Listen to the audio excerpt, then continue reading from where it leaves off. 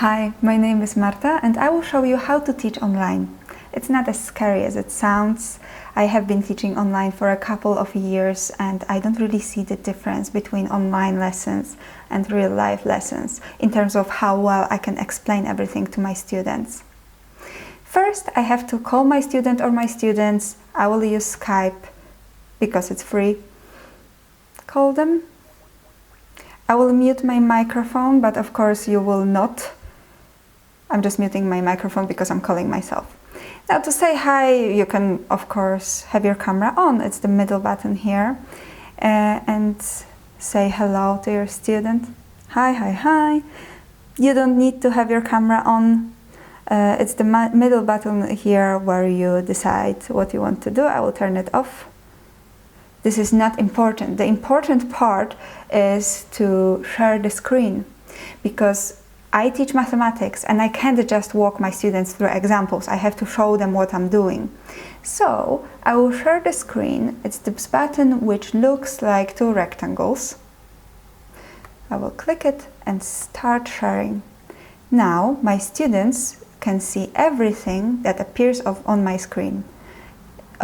Resources, textbooks, pictures, anything I want to show them. So I will show you what my student, this is my student, can see.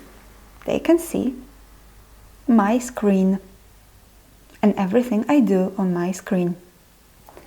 So now if I want them to go through the examples with me, I can write on my screen.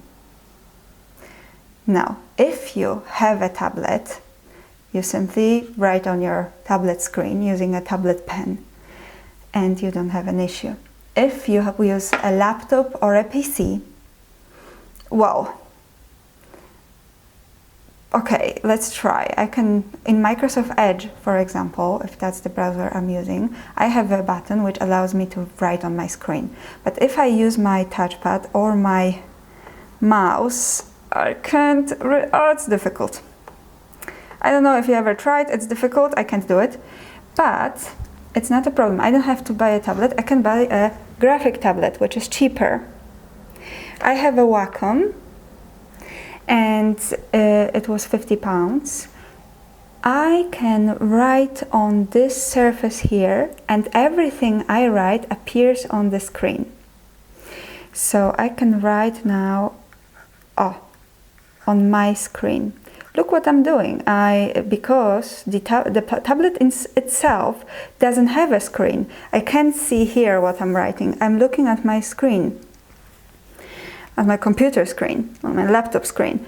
So that requires a little bit of practice. I prefer to put it down, and now I can write everything by looking at my screen and writing on the black surface of the tablet.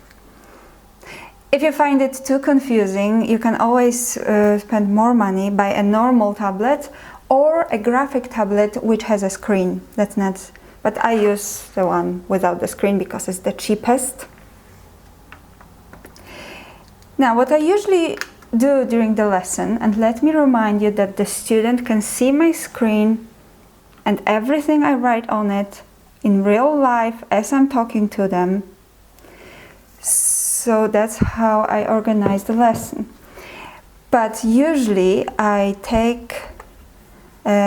copy the part of the screen if I want to solve an example with them. So I copy the worksheet or any resource I need using the snipping tool, and I go to a whiteboard. I use Microsoft Whiteboard because it's free and it has everything I need. And here in Microsoft Whiteboard, I can paste my resource, make it bigger, of course. And I have plenty of space to go through the example with my student. So I can write the solution here and explain it to them. So it's the same way I would explain during the lesson on the whiteboard in the classroom. Of course, your online lesson doesn't have to be a lecture. No, I do interact with my students. After I finish my explanations, they can simply tell me how they would solve the next example, and I write down what they tell me. And then I can help them if they struggle. That's how I organize it, because this is the way that is the simplest for me. But I know that other teachers would prefer to observe what the students are writing. Okay, then the student can share their screen with you, and they can write on their screen. But not all the students have a whiteboard. Not a problem. Then the student can turn the camera on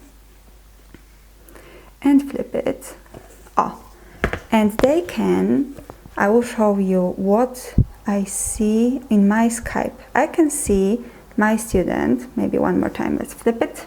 I can see my student. If they flip the camera, they can point the camera at a piece of paper and they can write the solution on a piece of paper, and I can observe it and I can help them with it. Of course, we can organize a lesson in this way as well. So these are the strategies that I use. I hope it was helpful for you. If you have any questions, please comment. I will try to help you. And see you in the next video.